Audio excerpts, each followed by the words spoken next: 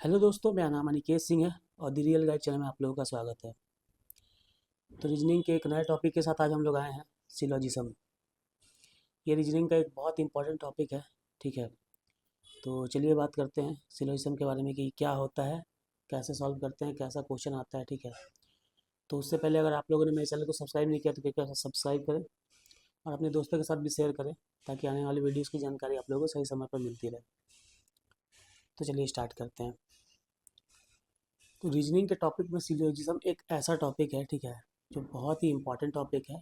इसका वेटेज भी अच्छा खासा होता है और बहुत इजी भी है। ठीक है, जनरली इसमें जब क्वेश्चंस आता है, ठीक है, तो इसमें मतलब कि किसी भी एग्ज़ाम में अगर सिलोजिज्म पूछा जाता है, इजी लेवल का क्वेश्चन आता है, बच्चे सिलोजिज्म देखकर तुरंत इसको सॉल्व करते हैं। या कभी कभी तो लोग खोजते हैं कि सिलोजिज्म आया है कि नहीं, उसको पहले सॉल्व कर लेते हैं, जल्दी बनता है। किसी भी एक क्वेश्चन सॉल्व करने के लिए मैक्सिमम से मैक्सिमम 20-30 सेकंड लगता है, उससे ज़्यादा लगता नहीं है।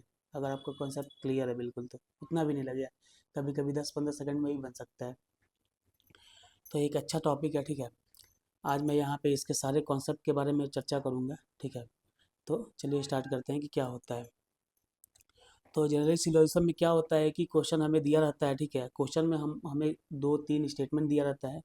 ठीक है, इससे ज़्यादा भी हो सकता है, उससे कम भी हो सकता है। ठीक है, तो उस स्टेटमेंट के आधार पर हमें बताना होता है, जो कंक्लूज़न दिया रहता है उसमें कंक्लूज़न भी दिया रहता है 2-3। ठीक है, तो हमें उस स्टेटमेंट के आधार पर उस कंक्लूज़न को कंक्लूड करना होता है और देखना होता है कि जो कंक्लूज़न दिया है वो सही है या गलत है, ये बताना होता है। ठीक है, और किसी भी कंक्लूज़न के लिए हमें पूरी तरह से उस जो स्टेटमेंट गिवन होता है ना, उस पर ही डिपेंड रहना पड़ता है।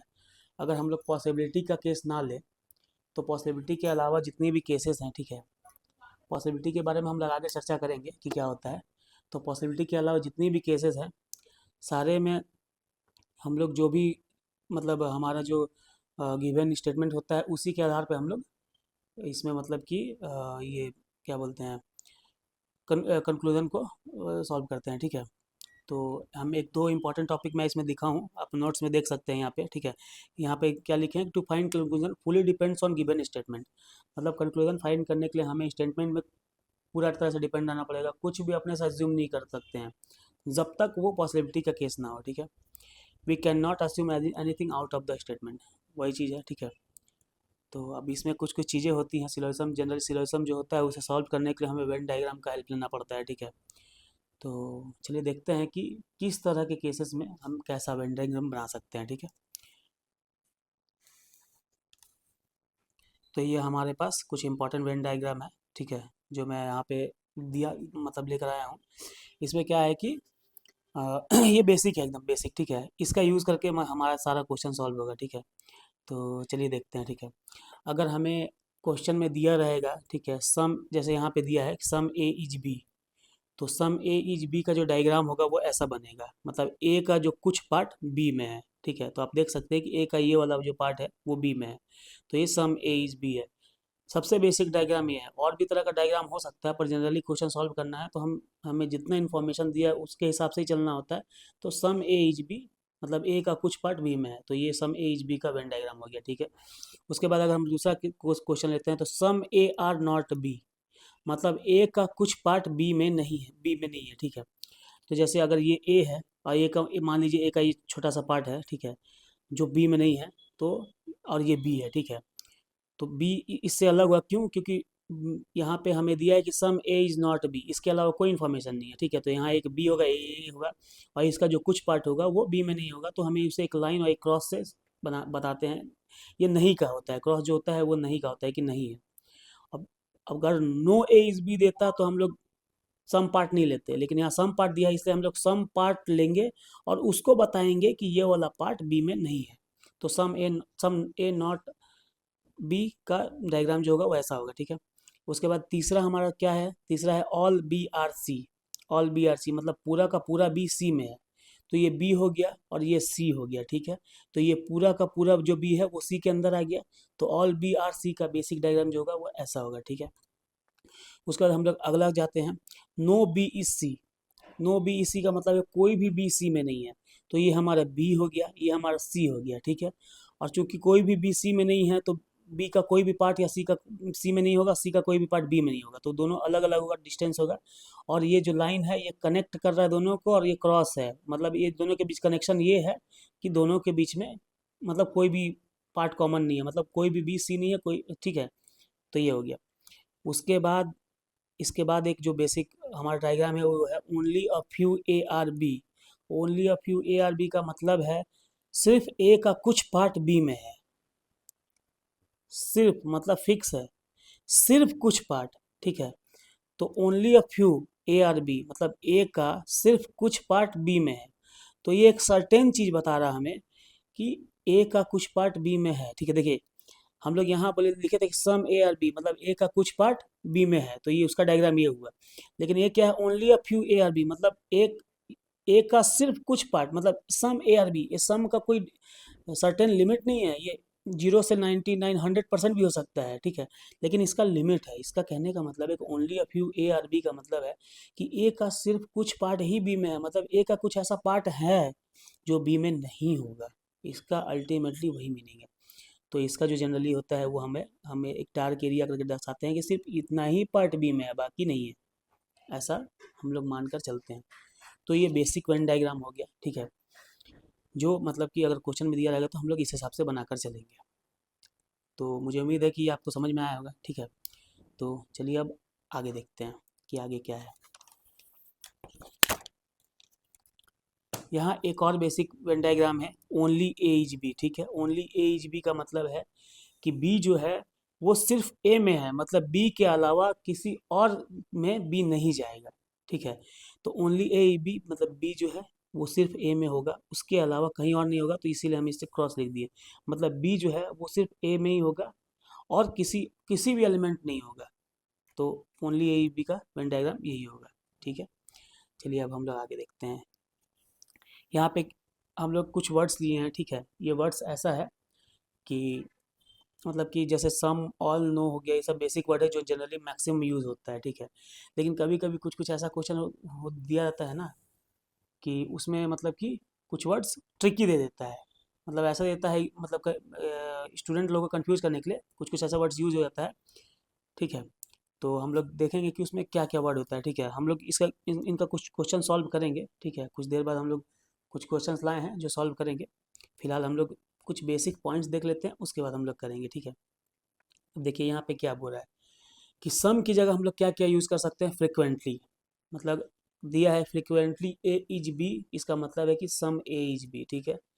सम की जगह हम लोग जनरली भी हो जाता है, कभी कभी मोस्टली हो जाता है, ऑलमोस्ट यूज होता है, एटलीस्ट होता है, फ्यू होता है, ऑफन होता है, और कभी कभी परसेंटेज भी देता है। तो 0.1% से 99.9% तक अगर कुछ कोई भी वैल्यू दिया है तो वो सम के केस में आएगा, ठीक है। तो ये सारा जो वर्ड है वो सम की जगह यूज हो सकता है। उसके बाद ऑल की जगह भी होता है इच, जैसे अगर आपको दिया है इच ए इच बी, इसका मतलब है कि ऑल ए इच बी, ठीक है। तो ऑल की जगह इच यूज हो सकता है, एवरी हो सकता है, एनी हो सकता है, और परसेंटेज में अगर दिया है तो वो 100% हो जाएगा। 100% मतलब ऑल होता है, ठीक है। अगर नो है, ठीक है, तो नो की जगह हम लोग क्या क्या यूज़ कर सकते हैं, not, not A is B, no A is B, ठीक है। Not a single A is B मतलब कि कोई भी ए नहीं है, उसका मीनिंग भी नो आया। Never A is B, never मतलब ए कभी नहीं हो सकता है बी, उसका भी मतलब यही आया। ऑल नॉट का भी मतलब वही हो सकता है, और परसेंटेज में अगर दिए तो 0% का मतलब नो होता है। तो ये कुछ अल्टरनेट वर्ड्स थे जो सम ऑल या नो की जगह यूज़ हो सकता है। तो अगर एग्जामिनेशन में ऐसे वर्ड्स आए तो आप लोग ध्यान रखिएगा, इसको आप लोग थोड़ा याद कर लीजिएगा, ठीक है। बहुत ज़्यादा टफ नहीं है, आप एक दो बार कोशिश करेंगे, कभी कभी ऐसा भी होता है क्वेश्चन सॉल्व करते करते चीज़ें याद हो जाती हैं, ठीक है। अब हम लोग कुछ इंपॉर्टेंट केसेस के बारे में बात करते हैं, ठीक है। कुछ इंपॉर्टेंट केसेस, कुछ इंपॉर्टेंट स्टेटमेंट के बारे में, ठीक है। कभी कभी क्या होता है ना कि जैसे मैं यहाँ बताया ना कि ये कुछ इंपॉर्टेंट वर्ड्स है, तो ये भी ऐसा ही है, ठीक है। उसमें कुछ कुछ थोड़ा सा चेंजेस कर देता है। अब जैसे केस वन देखते हैं हम लोग। केस वन में क्या दिया है, अ फ्यू। अ फ्यू का मतलब फ्यू, फ्यू का मतलब सम, मतलब सम की जगह फ्यू और अ फ्यू भी यूज हो सकता है। तो अगर आपको क्वेश्चन में सम ना देकर फ्यू या अ फ्यू दिया है तो आप उसको क्लियर मानिए कि उसका मतलब सम ही होगा, ठीक है। Some A's B, few A's B.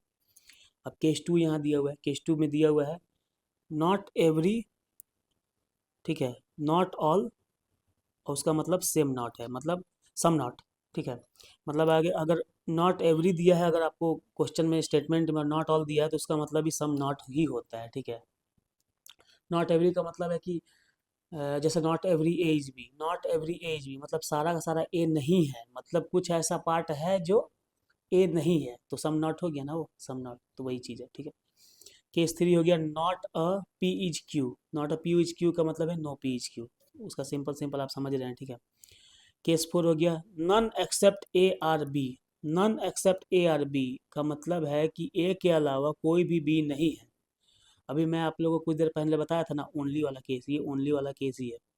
None but A are B, इसका मतलब है ओनली ए आर बी, मतलब बी के अलावा कोई और एलिमेंट ए के साथ कॉमन नहीं होगा, मतलब सिर्फ और सिर्फ बी ही होगा जो ए के साथ कॉमन होगा, ठीक है। अगर हम लोग केस 5 देखते हैं तो इसमें क्या दिया है, all except A are B.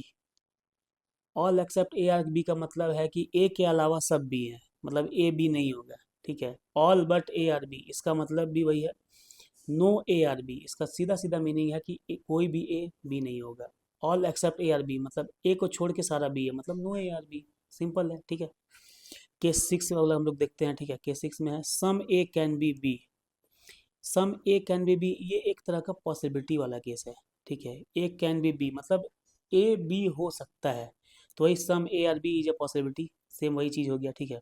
Case 7 देखते हैं all A can never be B, मतलब सारा ए बी नहीं हो सकता है। Some A are not B, ठीक है। तो ये एक डिफिनेट केस हो गया, मतलब ये सम नॉट का केस हो गया। All A can never be B का मतलब है कि सारा ए नहीं हो सकता है एक साथ, इसका मतलब है कि कुछ ए का ऐसा पार्ट है जो बी नहीं हो सकता, तो एक डिफिनेट केस हो गया और सम नॉट का केस हो गया।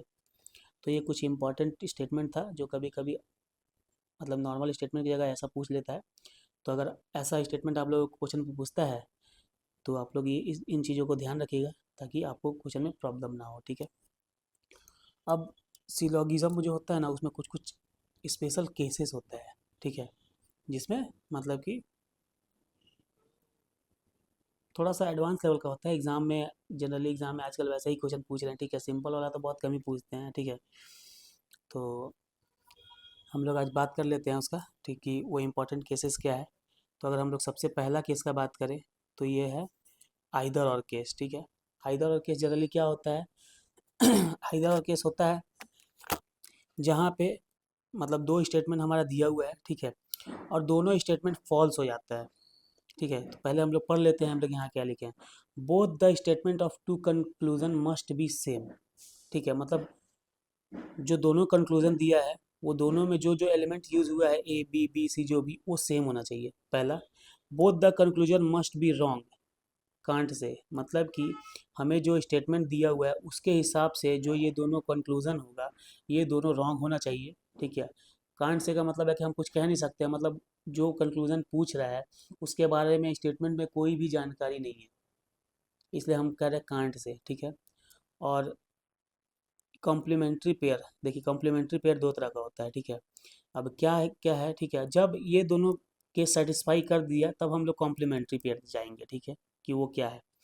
अब क्या है कि पहले अगर हम लोग देख लिए दोनों एलिमेंट सेम है, ठीक है, उसके बाद दोनों आप मतलब दोनों की दोनों कंक्लूजन जो है वो फॉल्स हो रहा है, मतलब स्टेटमेंट के हिसाब से फॉल्स हो रहा है। तो अब हम लोग तीसरा चीज़ देखेंगे कि वो दोनों केसेस में क्या दिया हुआ है। तो पहला केस जो होना चाहिए वो होता है ना चाहिए सम का, मतलब सम ए इज बी दिया रहना चाहिए। दूसरा नो का होना चाहिए, मतलब कि नो ए इज बी।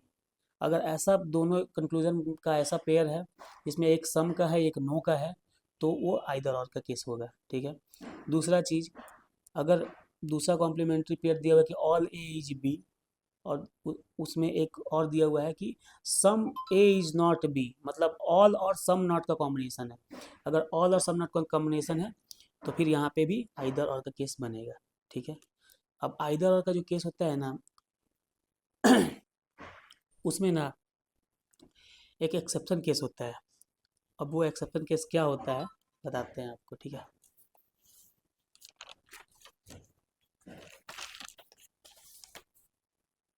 देखिए आइदर और का एक्सेप्शन केस क्या होता है। आइदर और का एक्सेप्शन केस होता है ना कि जैसे हम लोग एला पढ़े थे, ठीक है। अब यहाँ पे हम लोग एक बार फिर से पढ़ लेते हैं। कि both the conclusion must be wrong for given statement, ठीक है, मतलब दोनों जो स्टेटमेंट गिवन है, ठीक है, उसके हिसाब से जो दोनों कंक्लूजन है वो रॉन्ग होना चाहिए। दूसरा चीज, also both conclusion must be wrong for each other, taking other conclusion as statement, मतलब अगर हमारे पास दोनों कंक्लूजन दिया हुआ है, तो अगर हम पहला कंक्लूजन फाइंड आउट करने की कोशिश कर रहे हैं, ठीक है, तो दूसरा वाला कंक्लूजन जो है ना उसको हम लोग स्टेटमेंट की तरह लेंगे और एक बार चेक करेंगे कि ये सही हो रहा है कि गलत हो रहा है। और अगर हम लोग दूसरा वाला कंक्लूजन देखेंगे तो पहले वाले कंक्लूजन को स्टेटमेंट की तरह देखेंगे और देखेंगे कि उसमें ये कंक्लूजन सही हो रहा है या गलत हो रहा है। अगर गलत होगा तो ही ये आइदर और का केस होगा, नहीं तो फिर ये आइदर और का केस नहीं होगा। अब हम लोग उसको एक एग्जाम्पल की मदद से देखने की कोशिश करते हैं। अब देखिए, मान लीजिए दिया हुआ है कि ऑल एम आर एन और सम एन आर एल।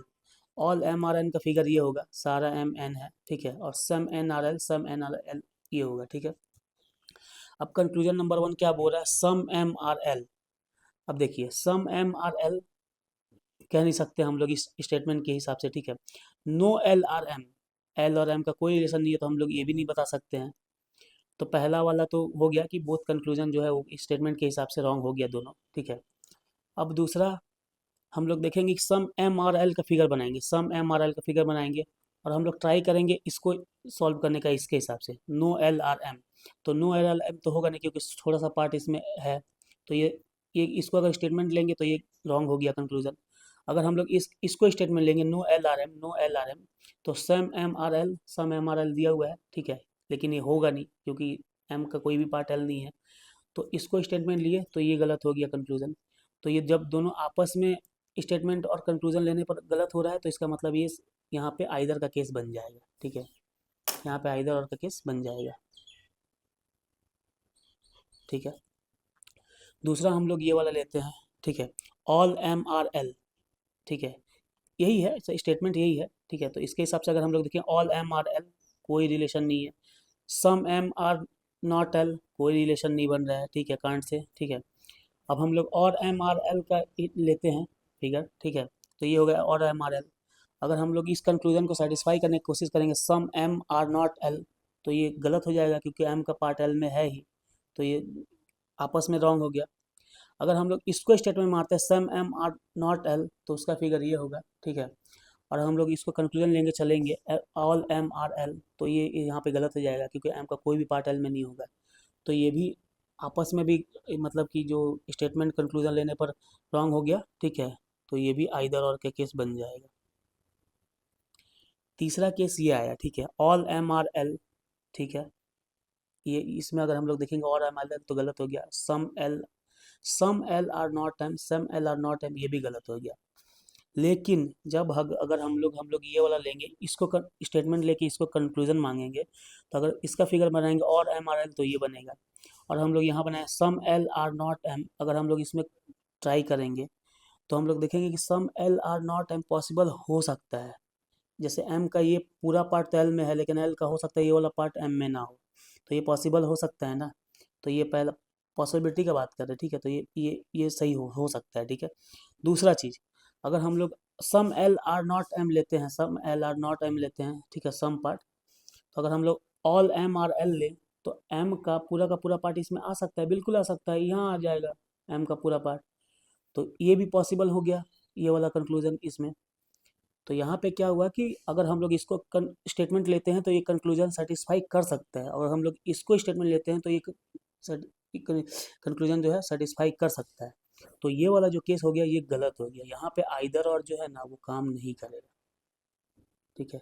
तो ये बहुत ही इम्पोर्टेंट मैं कॉन्सेप्ट आपको बताया हूँ, ठीक है, आपको जनरली ये नहीं मिलेगा कहीं, ठीक है, कहीं कहीं मिल जाएगा, लेकिन इसके क्वेश्चंस रेयरली आ जाते हैं और लोग इसमें गलत करके चले जाते हैं। लोग देखते हैं all M are L, some L are not M दिया है, मार के सब कर जाते हैं, लेकिन वो गलत हो जाता है रियल एग्जाम में।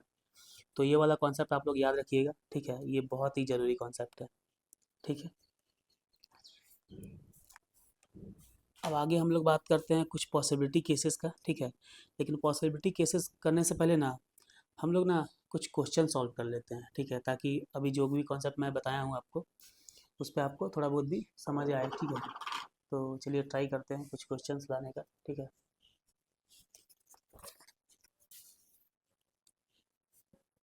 देखिए इसमें क्या दिया है।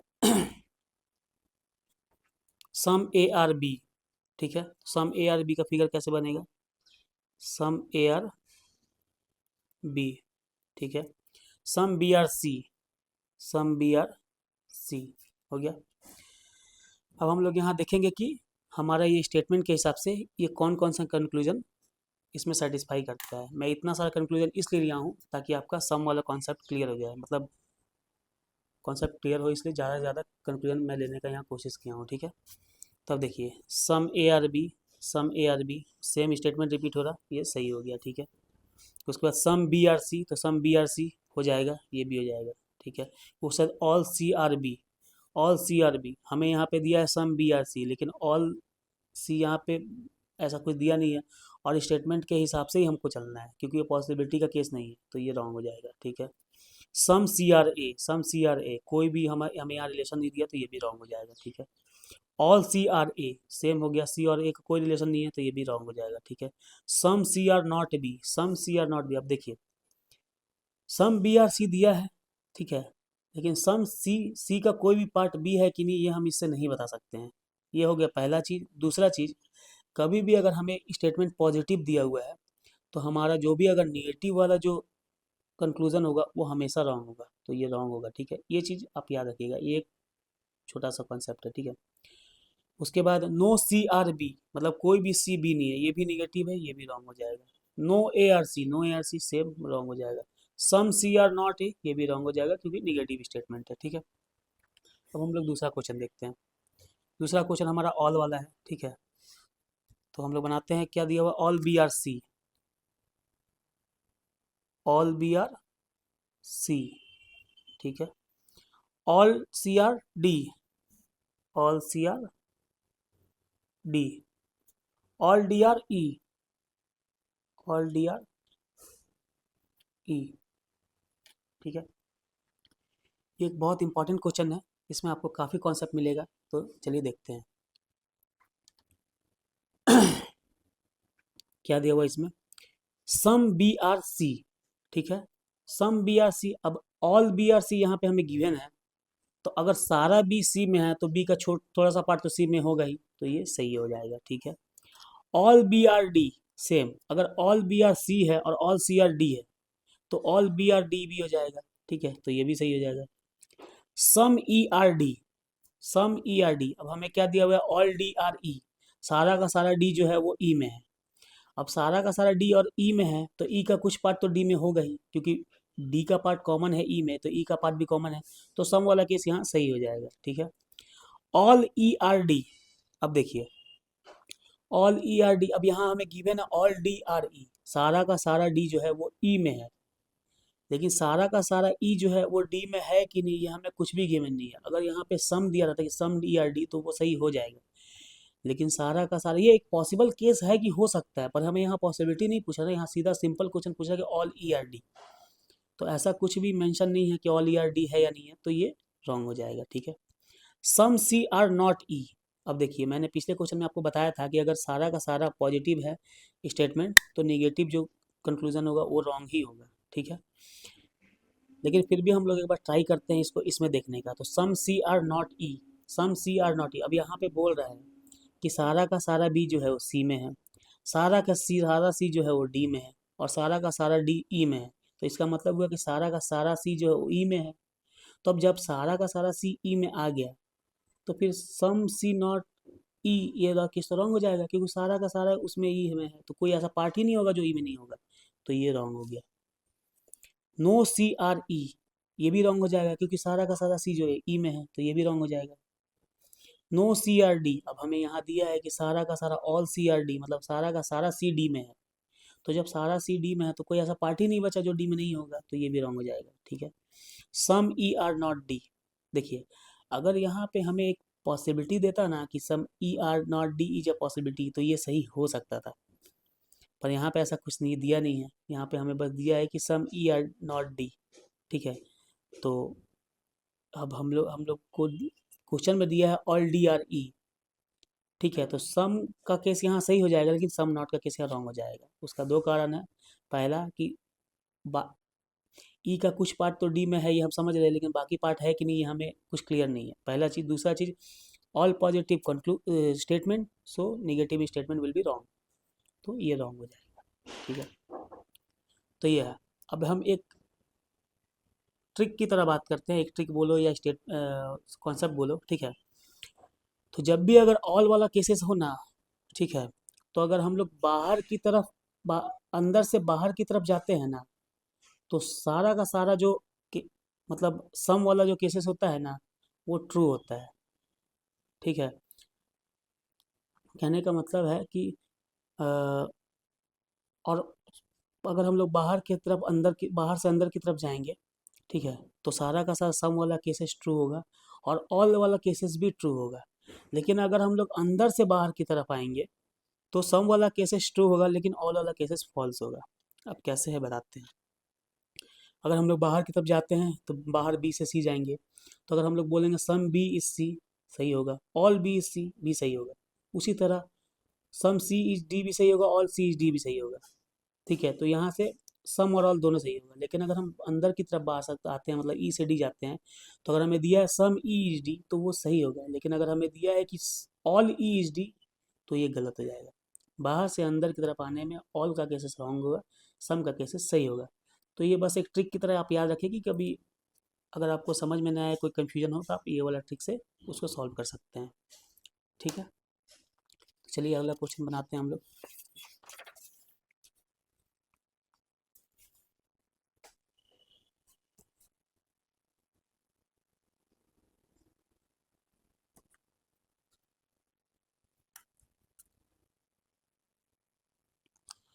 यहाँ पे सम नॉट वाला केस है। ठीक है, क्या दिया हुआ है, सम लिली आर नॉट रोज। ठीक है, मतलब ये अगर मान लीजिए लिली है, लिली है, ठीक है, और अगर ये रोज है, ये अगर लिली का सम पार्ट है और ये रोज नहीं होगा, तो सम लिली और नॉट रोज का केस, मतलब वेन डायग्राम ऐसे बनेगा। उसके बाद सम रोज आर नॉट सन, मतलब सम रोज आर नॉट सन। ठीक है, सम नॉट का केसेस में बताया था आपको कि कैसे वेन डायग्राम बनेगा, तो ये ऐसा होगा। ठीक है, अब हम लोग क्वेश्चन देखते हैं। ठीक है, इसका कंक्लूजन कि क्या दिया हुआ है। यहाँ कंक्लूजन में दिया हुआ है some lily are not rose, some lily are not rose, ये हमें गिवन है। ठीक है, ये स्टेटमेंट ही है, तो ये सही हो जाएगा। ठीक है, क्योंकि ये तो हमें पता ही है। Some rose are not lily, some rose are not lily. अब देखिए, यहाँ पे हमें बस ये दिया हुआ है कि some lily are not rose, lily और रोज का रिलेशनशिप में बस इतना ही दिया है कि सम लिली आर नॉट रोज, मतलब लिली का कुछ पार्ट रोज नहीं है। लेकिन बाकी वाला जो पार्ट है वो रोज है कि नहीं है, ये नहीं दिया हुआ है।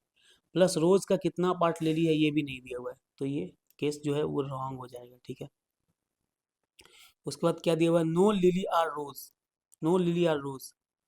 अब हमें दिया हुआ है कि some lily are not rose, उसका सम पार्ट तो हमें गिवन है, लेकिन बाकी पार्ट का कुछ इन्फॉर्मेशन नहीं है, तो ये भी रॉन्ग हो जाएगा। ठीक है, नो सन आर लिली, ये सन है, ये लिली है, और सन और लिली का कोई भी डायरेक्ट इन्फॉर्मेशन नहीं दिया हुआ स्टेटमेंट में, तो ये भी रॉन्ग हो जाएगा। ठीक है, और लिली आर रोज, और lily are rose.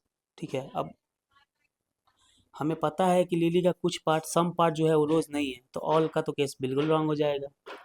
Some lily are sun, lily और सन का कोई भी डायरेक्ट रिलेशन नहीं दिया हुआ है, तो ये रॉन्ग हो जाएगा। पॉसिबिलिटी का केस होता तो सही हो सकता था, पर डायरेक्ट केस में नहीं होगा। Some lily are rose, some lily are rose. अब देखिए, हमें गिवन है कि some lily are not rose, लेकिन बाकी वाला पार्ट के बारे में तो पता नहीं है, सम पार्ट के बारे में दिया हुआ है, तो बाकी वाला पार्ट रोज होगा कि नहीं होगा कोई भी सर्टेन इन्फॉर्मेशन नहीं है, तो ये गलत हो जाएगा।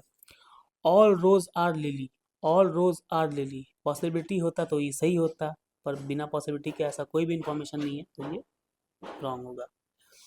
आपको एक इम्पॉर्टेंट कॉन्सेप्ट बताता हूँ सम नॉट का, कि सम नॉट का कभी भी केसेस होता है ना, तो उसमें ना सिर्फ और सिर्फ जो उसका स्टेटमेंट जो होता है ना वही सही होता है, बाकी सारा केस रॉन्ग हो जाता है। अब आप देखिए, सम लिली आर नॉट रोज, ये गिवन है और हम लोग यहाँ पे लिखे सम लिली आर नॉट रोज, तो वो स्टेटमेंट ही रिपीट हुआ, वो सही हुआ, उसके अलावा सारा गलत हो गया। तो ये ऐसा सम नॉट के केसेस में होता है, ठीक है। वही जो स्टेटमेंट दिया जाता है वही ट्रू होता है, बाकी सारा रॉन्ग होता है। अब चलिए नेक्स्ट क्वेश्चन देखते हैं हम लोग। ये है नो का, ठीक है, नो का केसेस है।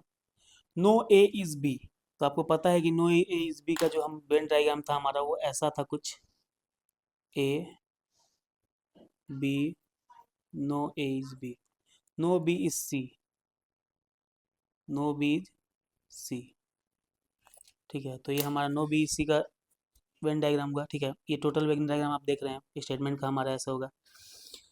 अब हमें क्वेश्चन में क्या दिया हुआ कंक्लूजन में, ये देखते हैं। कंक्लूजन में सबसे पहला कंक्लूजन नो बी आर ए, ठीक है। अगर हमें दिया है नो ए इज बी, मतलब कोई भी ए बी में नहीं होगा, तो अब ए का कोई भी पार्ट बी नहीं होगा तो बी का भी कोई पार्ट तो ए नहीं ही होगा, क्योंकि अगर कोई भी पार्ट अगर ए में आता है तो स्टेटमेंट रॉन्ग हो जाएगा। लेकिन स्टेटमेंट के हिसाब से अगर हम चले तो इसका जो रिवर्स होगा वो भी सही होगा। अगर नो ए इज बी दिया है तो नो बी इज ए भी ट्रू होगा, ठीक है। नो ए आर बी, ये तो दिया ही हुआ है तो ये ट्रू ही होगा। Some B are not A, अब देखिए हमें पता है, हम अब अभी आपको बताएं कि अगर नो ए इज बी दिया है तो नो बी इज ए भी होगा, ठीक है। मतलब बी का कोई पार्ट ए में नहीं होगा, और अगर कोई पार्ट नहीं होगा तो कुछ पार्ट भी होगा तो वो भी नहीं होगा। अगर 100% बी ए नहीं है तो 50% भी नहीं होगा। तो अगर ऑल नो का केस है तो वहाँ पे सम नॉट बी ट्रू होता है, ठीक है। Some A are not B, same, अगर नो ए इज बी है, अगर नो ए इज बी दिया हुआ है तो सम नॉट बी ट्रू होगा, ठीक है। सम ए आर नॉट सी, अब देखिए हमें स्टेटमेंट पे ए और सी का कोई भी डायरेक्ट रिलेशनशिप नहीं दिया हुआ है तो ये रॉन्ग हो जाएगा। सम ए आर बी, अब हमें पता है स्टेटमेंट में कि नो एज भी दिया हुआ है, मतलब ए का कोई भी पार्ट भी नहीं है, तो उसका सम एज भी पूरी पूरी रॉन्ग हो जाएगा, ठीक है।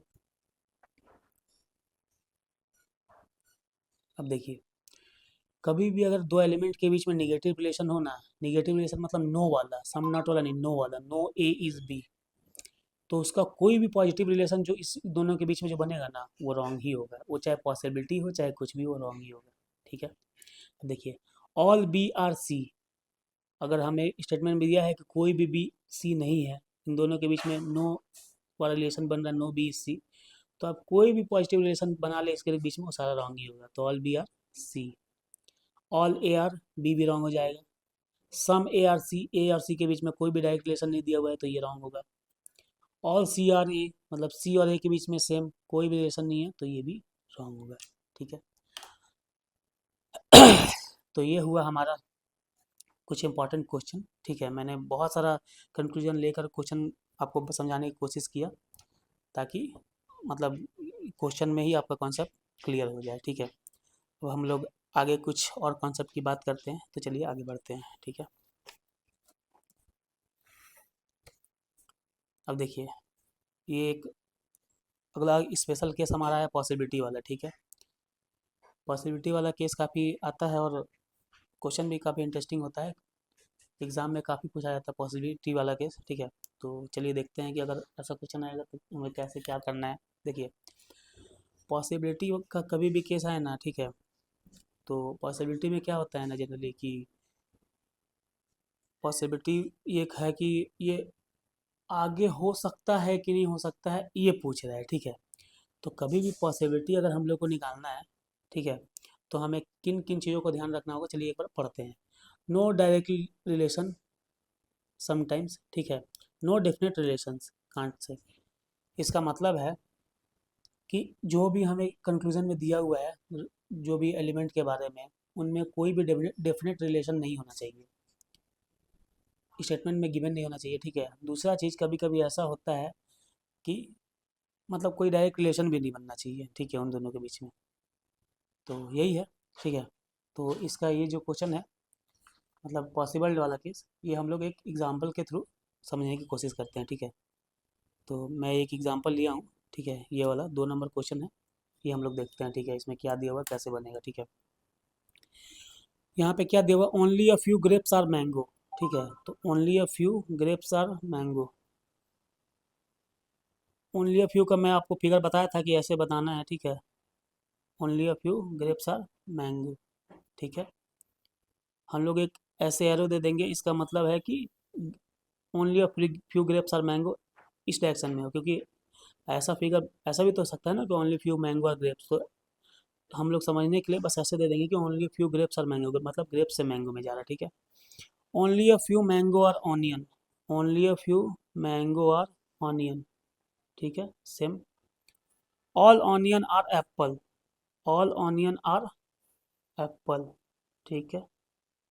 ये हमारा वेन डायग्राम हो गया। अब देखिए पॉसिबिलिटी वाला केस में क्या बोल रहा है, some grapes are apple is a possibility. ये हमारा ग्रेप्स है, ये हमारा एप्पल है। ग्रेप्स और एप्पल के बीच में कोई भी रिलेशनशिप नहीं दिया हुआ है यहाँ पे। हम लोग क्या पढ़े थे, आप लोग यहाँ एक बार देख लीजिए, no direct relationship sometimes, no definite relationship, ठीक है। तो मतलब यहाँ पे ग्रेप्स और एप्पल के बीच में ना ही कोई डायरेक्ट रिलेशनशिप है, ना ही कोई डेफिनेट रिलेशनशिप है, ठीक है। उसके बाद क्या दिया हुआ है, some mango are apple is a possibility, ठीक है। सम मैंगो और एप्पल इज ए पॉसिबिलिटी। अब देखिए मैंगो है और एप्पल है, हमें पता है कि ये क्या बोलते हैं, ऑनियन का कुछ पार्ट जो है वो मैंगो में है, और सारा का सारा मैंगो जो है, ऑनियन जो है वो एप्पल है, ठीक है। तो ऑनियन का जो पार्ट एप्पल होगा वो मैंगो में भी आ जाएगा, ठीक है। तो ये एक डिफिनेट केस हो गया, मतलब एक डायरेक्ट रिलेशन तो नहीं बन रहा है, पर हाँ एक डिफिनेट रिलेशन बन रहा है कि अगर सारा का सारा अगर ऑनियन एप्पल है और ऑनियन का कुछ पार्ट मैंगो में है, तो एप्पल का भी कुछ पार्ट मैंगो में होगा, ठीक है। तो ये हो गया। तो ये वाला केस जो है ना, जो सम मैंगो और एप्पल, ये वाला रॉन्ग हो जाएगा, क्यों, क्योंकि यहाँ पे एक डिफिनेट रिलेशनशिप बन रहा है मैंगो और एप्पल के बीच में, ठीक है। अब ग्रेप्स और एप्पल के बीच में मैंने आप सबको समझाया कि ग्रेप्स और एप्पल के बीच में ना ही कोई अ, मतलब कि फिक्स रिलेशनशिप दिया हुआ है, ना ही कुछ दिया हुआ है, ठीक, कोई रिलेशनशिप बन ही नहीं रहा है, ना ही डिफिनेट रिलेशनशिप, ठीक है, और ना ही कोई डायरेक्ट रिलेशनशिप है। तो यहाँ पे ये वाला पॉसिबिलिटी, सम ग्रेप्स और एप्पल इज अ पॉसिबिलिटी, मतलब रिलेशनशिप नहीं है, तो हम लोग मान सकते हैं कि कुछ ग्रेप्स एप्पल का पार्ट हो सकता है, क्यों नहीं हो सकता है। अगर ये एप्पल ऐसा होता, मान लीजिए जैसे यहाँ पे दिया हुआ है ना, ऐसा होता, ठीक है, ऐसे करके तो हो जाता ना, ये इसका सम पार्ट आ जाता है इसमें। मैं आपको फिगर बना कर समझा देता हूँ, ठीक है। वो बस आप रफ के लिए ही समझिए कि वो है, ठीक है। मान लीजिए सम ग्रेप्स आर एप्पल दिए हुए, सम ग्रेप्स आर मैंगो दिया हुआ है, ठीक है। Sorry only a few grapes are mango, only a few mango और ऑनियन दिया हुआ है, ठीक है। और क्या दिया हुआ है, ऑल ऑनियन आर एप्पल, ठीक है। तो ऑल ऑनियन अगर ऐसा हो गया, ऐसे घूम के आया, ठीक है, ऑल ऑनियन, तो यहाँ क्या हो गया, ऑल ऑनियन और एप्पल हो गया, ठीक है। और सम ग्रेप्स भी आ गया एप्पल में। ये पॉसिबल हो सकता है ना, हम ये नहीं बोले कि स्टेटमेंट में दिया, हम बोले कि ये एक केस पॉसिबल हो सकता है। तो अगर ये केस पॉसिबल हुआ तो some grapes are Apple satisfy कर जाएगा, तो ये होने का पॉसिबिलिटी है ना, तो इसलिए ये वाला हो जाएगा। तो पॉसिबिलिटी में हमें हमें यही देखना होता है, ठीक है, हमें यही देखना होता है। अगर उसके बीच में कोई भी डेफिनेट रिलेशनशिप नहीं बन रहा है, ना ही ऐसा कुछ है सम या ऑल, ना ही नो का, तो वो हो सकता है, बिल्कुल हो सकता है। तो पॉसिबिलिटी वही होता है, ठीक है।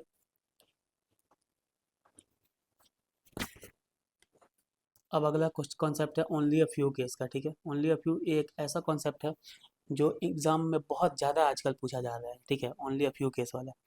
ओनली अ फ्यू में क्या होता है, चलिए मतलब हम लोग एग्जाम्पल के थ्रू समझते हैं, ठीक है। जैसे स्टेटमेंट में दिया हुआ only a few A are B, हमें पता है कि only a few A are B का जो हमारा वेन डायग्राम है वैसे ही बनेगा, ठीक है। हम लोग एक एरो अपने समझने के लिए ले लेते हैं। Only a few A is B का मतलब है कि ए का बस कुछ पार्ट ही बी में है, तो हम लोग मान के चलते हैं कि ए का बस इतना ही पार्ट, यही वो ए फ्यू पार्ट है जो बी में है, ठीक है। तो इसका सीधा सीधा मतलब यही हुआ कि only a few A is B का मतलब है कि ये पार्ट बी में है, बाकी पार्ट नहीं है, मतलब some part of A are not B, इसका दूसरा मीनिंग यही हुआ, ठीक है। तो अब हम लोग कंक्लूजन देखते हैं कि कंक्लूजन क्या क्या दिया हुआ है और कैसा कैसा कंक्लूजन आएगा, तो क्या हो सकता है इस केसेस में, ठीक है। अब दिया है सम ए आर बी, अब ऑब्वियस सा बात है कि only a few A are B है, तो सम ए आर बी तो फॉलो करेगा ही, उसका सम पार्ट है, तो ये हो गया। अब देखिए अगला क्या दिया हुआ है, all A are B, all A are B ये फॉलो नहीं करेगा, क्यों, क्योंकि देखिए यहाँ पे बोला है कि only a few A is B, मतलब ए का कुछ ही पार्ट जो है वो बी में है, सिर्फ कुछ पार्ट, ओनली। तो जब सिर्फ कुछ ही पार्ट बी में है तो सारा का सारा बी कहाँ से होगा, सारा का सारा ए का पार्ट बी में नहीं होगा, तो ये फॉलो नहीं करेगा। ऑल बी आर ए, ठीक है, ये क्या होगा, यहाँ पे एक मिस्टेक हो गया है, ठीक है। ऑल बी आर ए अगर स्टेटमेंट में सिर्फ इतना ही दिया है, only a few A are B, तो अगर पॉसिबिलिटी का केस होगा, ठीक है, तो all B can be A या ऑल बी आर ए जो पॉसिबिलिटी, ये फॉलो करेगा। लेकिन अगर सिर्फ ऑल बी आर ए दिया है तो ये फॉलो नहीं करेगा, तो ये वाला थोड़ा सा मिस्टेक हो गया, ठीक है।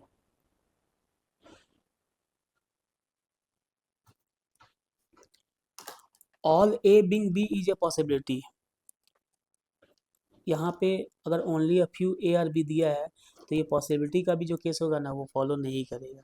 क्यों? क्योंकि जब हमें डिफिनिट रिलेशन मतलब पता है कि सिर्फ इसका कुछ ही पार्ट बी में है, ये एक डिफिनिट है, ठीक है, तो इसका बाकी जो पार्ट वो बी में नहीं होगा, ये भी एक डिफिनिट है।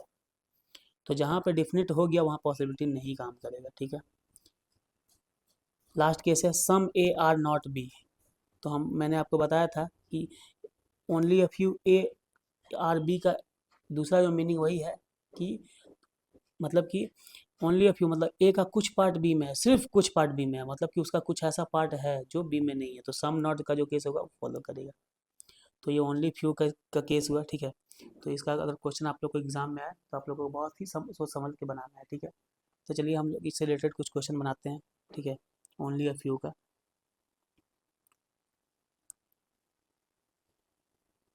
अब देखिए यहाँ क्वेश्चन में क्या दिया हुआ है, only a few music is sweet, ठीक है, तो only a few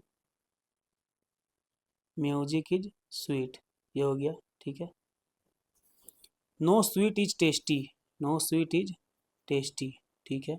all tasty is mango, all tasty is mango, ठीक है, ये म्यूजिक हो गया, ठीक है, ये स्वीट हो गया। अब देखिए यहाँ पे क्या बोल रहा है, ये ओनली अ फ्यू का केस है, ठीक है।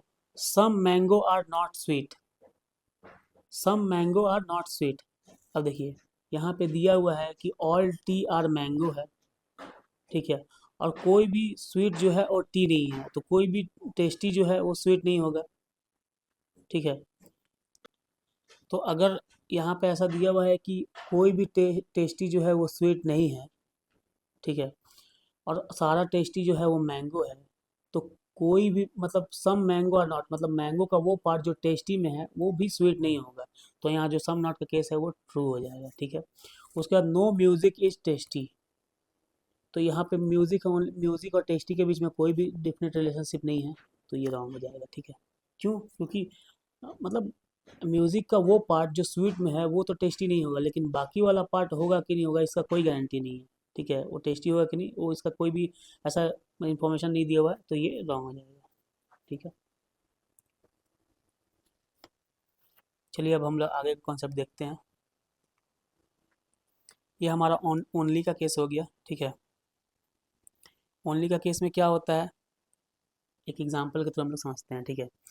अब यहाँ पे अगर एग्जाम्पल में दिया है कि only A is B, only A is B का मतलब होता है कि बी का कोई भी, देखिए यहाँ पे क्या लिखा है, here B can not be a part of other element except A. मतलब अगर ओनली ए इज बी दिया हुआ है मतलब बी जो है वो सिर्फ ए का पार्ट होगा, किसी और एलिमेंट का पार्ट नहीं होगा। सम ए इज सी, ठीक है, तो इसका ए स्टेटमेंट का ये फिगर बन जाएगा, वेन डायग्राम, ठीक है। अब कंक्लूजन्स में क्या दिया हुआ है उस पर चर्चा करते हैं, ठीक है। कंक्लूजन में दिया हुआ है कि सम बी इज सी। अब हमें पता है, हम लोग यहाँ पे देखें कि B can not be a part of other element except A, मतलब ए को छोड़ के बी किसी और का पार्ट नहीं हो सकता अगर स्टेटमेंट में दिया है ओनली ए इज बी, ठीक है। तो सम बी इज सी मतलब बी किसी और का पार्ट नहीं होगा, तो ये फॉलो नहीं करेगा। Some B are C is a possibility. अब चूंकि ये डिफिनेट केस है, ओनली ए इज बी एक डिफिनेट केस है, ठीक है। हमें पता है कि जब डिफिनेट केस होता है तो वहाँ पे पॉसिबिलिटी काम नहीं करता है, तो ये पॉसिबिलिटी का भी इसका केस जो होगा वो फॉलो नहीं करेगा। All A can be B, ठीक है। अब देखिए चूंकि ए का कुछ पार्ट सी में है, ठीक है, और अगर ऑल ए इज बी होगा तो सी का भी वो पार्ट ए बी में आ जाएगा जो ए के साथ कॉमन है। लेकिन हमें पता है कि जब ओनली ए इज बी का ऑप्शन है, ओनली वाला, जब मतलब यहाँ पे ओनली वाला जब केस है, तो वहाँ पे कोई और एलिमेंट्स बी का पार्ट नहीं हो सकता है, तो all A can be B भी यहाँ पे फॉलो नहीं करेगा। All B are A, all B are A यहाँ पे हो जाएगा, मतलब ओनली ए इज बी अगर दिया है तो ऑल बी आर ए वो ऑटोमेटिकली ही फॉलो कर जाएगा। ठीक है, तो ये हमारा कुछ कुछ इम्पोर्टेंट कॉन्सेप्ट था जो सिलॉक्स में जनरली एग्जाम में पूछे जाते हैं। ठीक है,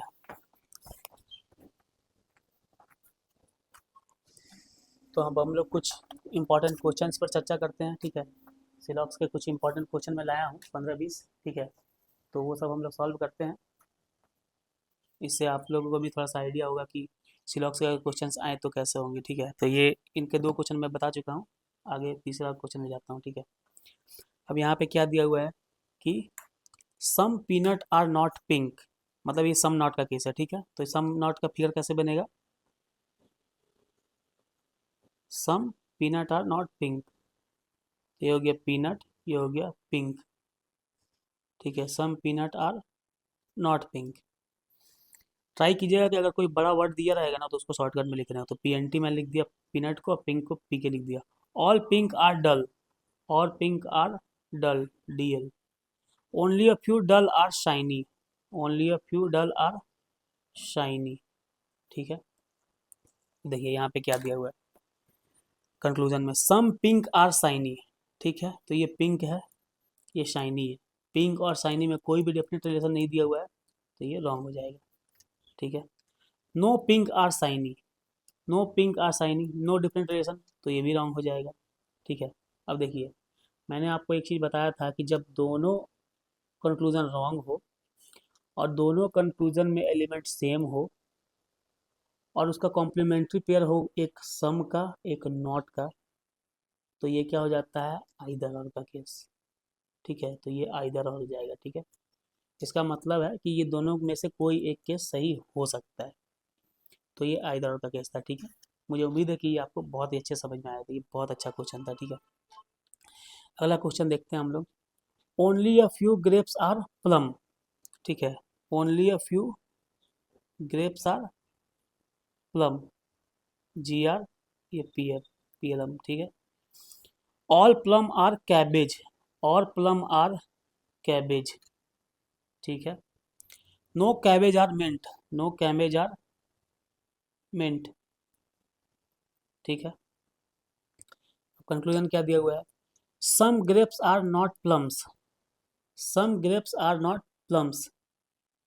अब चूंकि यहाँ पे क्वेश्चन में दिया हुआ है कि only a few grapes are plum, तो ओनली अ फ्यू यहाँ पे दिया हुआ है, तो some grapes are not plum ये सही होगा। मैंने आपको कुछ देर पहले समझाया था कि अगर only a few grapes are plum दिया है तो सम नॉट का केस वहाँ ट्रू होगा, some some grapes are not plum, तो ये ट्रू हो जाएगा। ठीक है, उसके बाद क्या दिया हुआ, some plums can never be mint. ठीक है, अब ये प्लम है, अब हमें यहाँ क्या दिया हुआ है कि नो कैबेज आर मिंट, मतलब कोई भी कैबेज मिंट नहीं है। और ऑल प्लम आर कैबेज, मतलब सारा का सारा प्लम जो है कैबेज है, मतलब सारा का सारा प्लम जो है कैबेज के अंदर है। अब कैबेज कोई भी मिंट नहीं है, तो कोई भी प्लम भी मिंट नहीं होगा। ठीक है, तो यहाँ पे some plum can never be mint, मतलब सम का केस यहाँ ट्रू हो जाएगा। अगर सारा का सारा प्लम मिंट नहीं है तो सम भी तो नहीं होगा ना, तो ये ट्रू हो जाएगा। ठीक है, अगला क्वेश्चन हम लोग देखते हैं।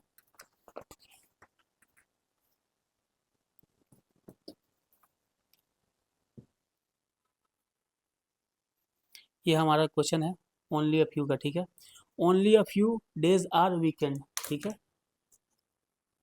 तो only a few days are weekend. ठीक है, all weeks are months, all weeks are months. Only a few months are years, only a few months are years.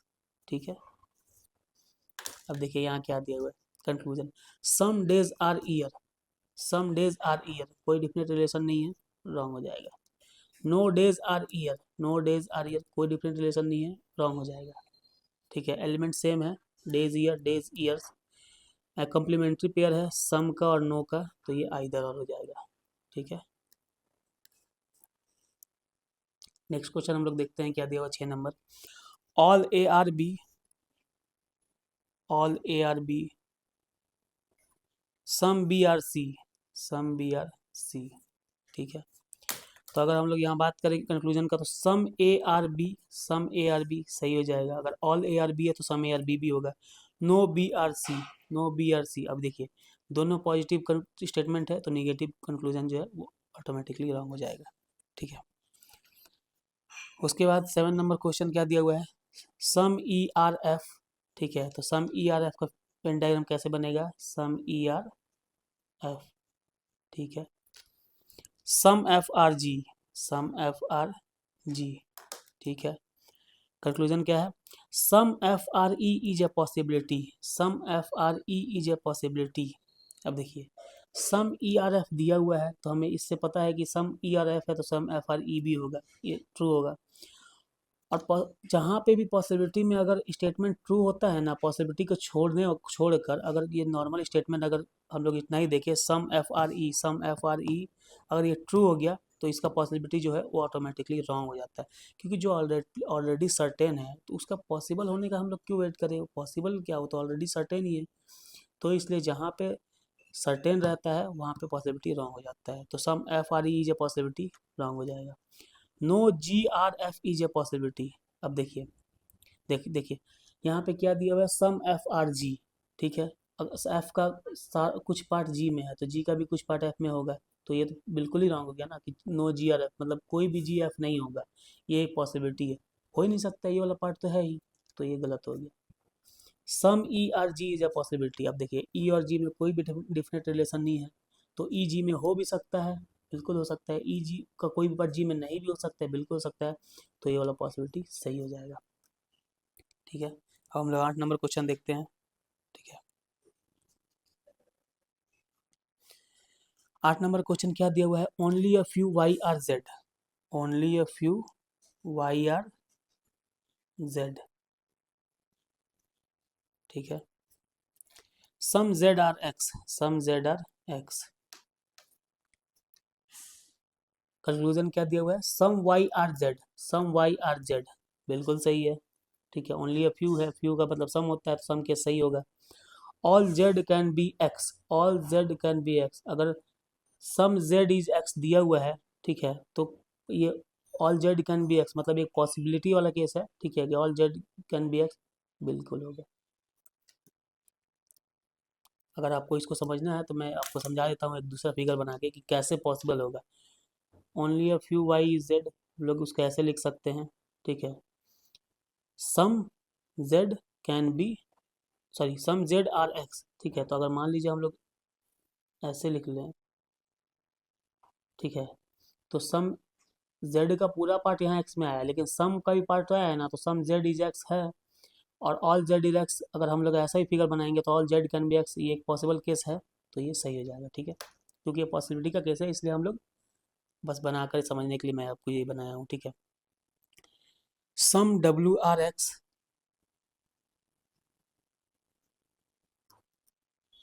Some XRU। Conclusion क्या दिया हुआ है, सम WRU कोई डिफरेंट रिलेशन नहीं है, wrong हो जाएगा। नो WRU कोई भी डिफरेंट रिलेशन नहीं है, रॉन्ग हो जाएगा। अब देखिए सेम एलिमेंट, कॉम्प्लीमेंट्री पेयर, सम का और नो का, आइदर और गेस। कॉम्प्लीमेंट्री पेयर मैंने आपको समझाया था कि दो होता है, एक होता है सम और नो का, एक होता है ऑल और सम नॉट का। ठीक है,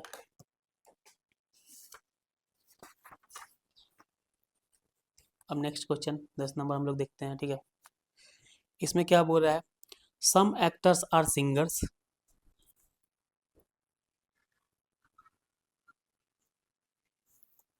all the singers are dancers.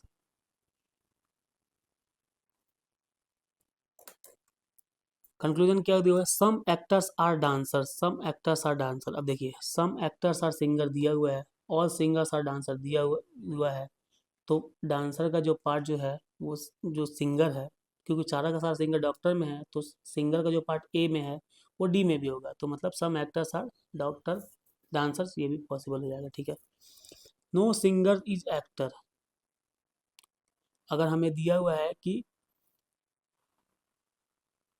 Some actors are singer है, ठीक है, तो सम सिंगर्स आर भी एक्टर होगा, और अगर सम सिंगर्स आर एक्टर हो गया तो नो सिंगर इज एक्टर, ये एक रॉन्ग हो जाएगा केस। ठीक है,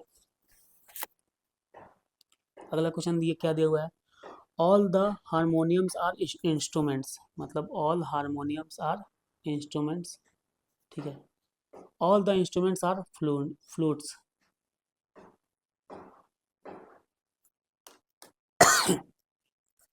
कंफ्यूजन क्या दिया हुआ, all the flutes are instruments, all the flutes are instruments. मैंने आपको बताया था अंदर से बाहर जाते क्रम में सम और ऑल दोनों सही होगा, बाहर से अंदर आने में सिर्फ सम होगा, ऑल गलत होगा। तो ये क्या बोला, all flutes are instrument, flutes instrument, बाहर से अंदर की तरफ आ रहे हैं, तो यहाँ पे सम का केस सही होगा, ऑल का केस रॉन्ग हो जाएगा, तो ये रॉन्ग हो गया। दूसरे हिसाब से अगर हम लोग बेसिक से बात करें तो हमें दिया हुआ है कि some harmonium are instruments, some instruments are flutes, तो sorry, some all harmonium are instruments और instruments are flutes, all instruments are flutes तो दिया हुआ है, पर ऑल फ्लूट्स इंस्ट्रूमेंट होगा कि नहीं ये हमें नहीं पता है, तो इसलिए ये रॉन्ग हो जाएगा, ठीक है। All the harmoniums are flutes, all the harmoniums are flutes, अंदर से बाहर की तरफ जाएंगे, ऑल का केस सही हो जाएगा। क्यों, क्योंकि ऑल हारमोनियम इंस्ट्रूमेंट है, ऑल इंस्ट्रूमेंट फ्लूट है, तो और हारमोनियम भी फ्लूट होगा, ठीक है। नेक्स्ट क्वेश्चन है, some mangoes are yellow, some mangoes are yellow, some tixo are mangoes, some tixo are mangoes. अब इसमें कंक्लूजन क्या दिया हुआ है, सम मैंगोज आर ग्रीन। ये वाला क्वेश्चन, ये ग्रीन कहाँ से आ गया, ये वाला क्वेश्चन आई थिंक रॉन्ग है, ठीक है, इसको छोड़ के हम लोग आगे बढ़ते हैं। 13 नंबर देखते हैं क्वेश्चन, ठीक है। 13 नंबर में क्या दिया हुआ है, some ants are parrots,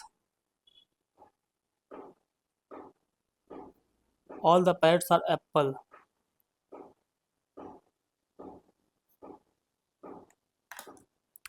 all the apple are parrots, all the apple are parrots कह नहीं सकते हैं, सम पैरोट्स आर एप्पल दिया है, all apple, all parrots are apple दिया है, लेकिन ऑल एप्पल पैरोट्स है कि नहीं ये कह नहीं सकते हैं, पॉसिबिलिटी का केस में सही होगा पर यहाँ पे गलत होगा। Some ants are apples, some ants are parrot है, ऑल पैरोट आर एप्पल है, ठीक है, तो सम एप्पल भी, सम एंट भी एप्पल होगा, तो ये सही हो जाएगा। नेक्स्ट क्वेश्चन देखते हैं 14 नंबर, ठीक है। यहाँ पे क्या दिया हुआ है, some papers are pens, some papers are pens, all the pencils are pens, all the pencils are pens, some pens are pencils, some pens are pencils, सही है, ठीक है। ऑल पेंसिल आर पेन्स दिया हुआ है, ठीक है, तो सम का दोनों में, दोनों मतलब केसेस में सही होगा, ठीक है। Some pens are papers, some pens are papers, तो सम पेपर्स आर पेन्स दिया हुआ है, तो सम पेन्स आर भी पेपर्स होगा, तो ये भी सही हो जाएगा। नेक्स्ट क्वेश्चन देखते हैं 15 नंबर, यहाँ क्या दिया हुआ है, all the actors are girls, all the actors are girls, all the girls are beautiful, all the girls are beautiful. अब इसका कंक्लूजन क्या दिया हुआ है, all the actors are beautiful, all the girl actors are girls है, और all the girls are beautiful है, तो all the actors are beautiful सही होगा। Some girls are actors, some girls are actor, बिल्कुल सही होगा।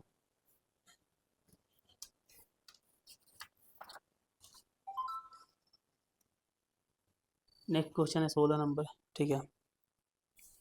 16 नंबर में क्या दिया हुआ है, all the windows are doors,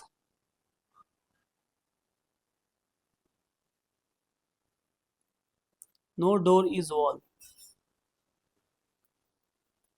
ठीक है। सम विंडोज आर वॉल, देखिए ये हो गया विंडोज, ये हो गया वॉल, ठीक है।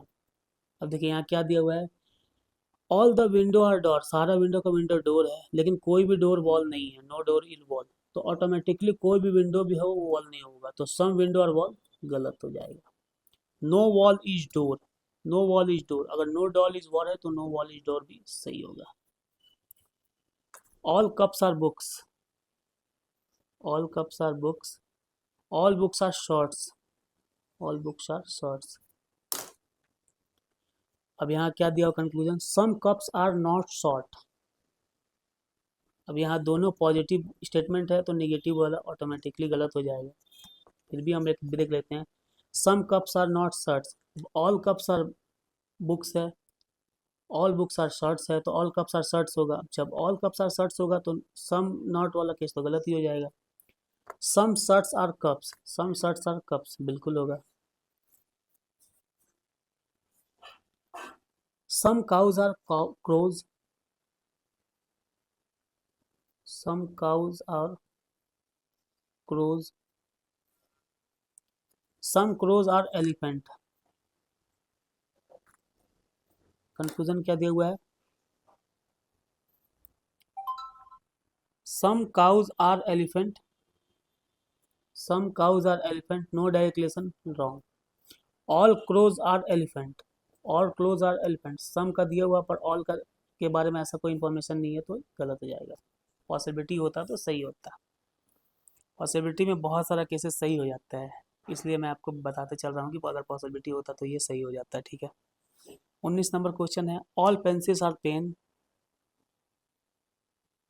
All pencils are pen, all pens are inks, all pens are inks. Conclusion इसमें क्या दिया हुआ है? All the pencils are inks, all the pencils are inks होगा, पेंसिल और पेन है ऑल पेन आर इंक है तो ऑल पेंसिल और इंक होगा, सही हो गया। Some inks are pencil, some inks are pencil बिल्कुल होगा।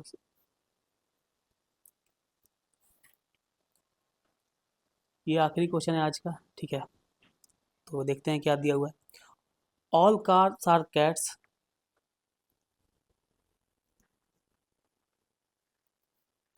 All fans are cats.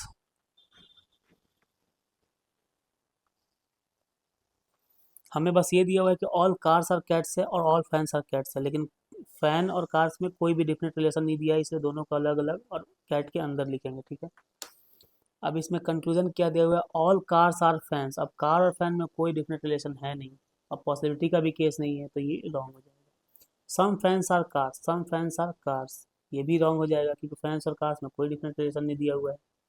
ये ऑल और सम है, सम नॉट नहीं है, तो ये दोनों गलत हो गया, ये नाइदर नॉर हो जाएगा। ठीक है, नाइदर नॉर हो जाएगा, ये आइदर का केस नहीं होगा क्योंकि ऑल के साथ सम नॉट होना चाहिए। ठीक है, तो ये गलत है। तो ये था हमारा आज सीडॉक्स का। ठीक है, मैंने कोशिश की आपको सारे कॉन्सेप्ट आज के क्लास में समझाने का, और मैंने कुछ कुछ एग्जांपल्स और क्वेश्चन के थ्रू भी मैंने कोशिश की आपको समझाने का। ठीक है, तो मुझे उम्मीद है कि आपको ये अच्छा लगा होगा। ठीक है, तो अगर अच्छा लगा तो आप मेरे चैनल को सब्सक्राइब करें, लाइक करें और अपने दोस्तों के साथ भी शेयर करें।